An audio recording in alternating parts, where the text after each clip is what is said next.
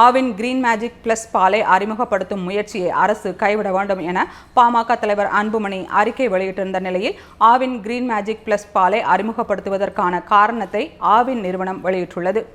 Aavin green magic பாலை விட green magic plus பால் லிட்டருக்கு 11 ரூபாய் அதிகம் எனவும் அது வெறும் 450 மில்லி லிட்டர் அளவு எனவும் அன்புமணி கண்டனம் தெரிவித்திருந்தார்.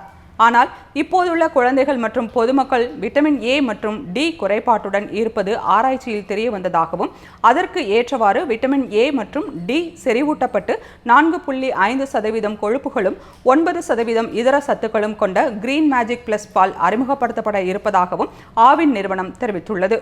சில இடங்களில் மட்டும் கிரீன் மேஜிக் பிளஸ் பாலை குறைந்த விலைக்கு விற்பனை செய்து அது மக்களிடம் வரவேற்பை பெறுகிறதா இல்லையா என கண்காணிக்க இருப்பதாகவும் சில்லறை தட்டுப்பாடு காரணமாகவே இந்த பால் அறிமுகப்படுத்தப்படுவதாகவும் இதன் மூலம் சில்லறை விற்பனையாளர்களுக்கு அதிக அளவிலான கமிஷன் கிடைக்கும் என்றும் ஆவின் நிறுவனம் கூறியுள்ளது. மேலும் மற்ற ஆவின் பால் ரகங்களின் அளவு குறைக்கப்படவில்லை என்றும் கூறியுள்ளது.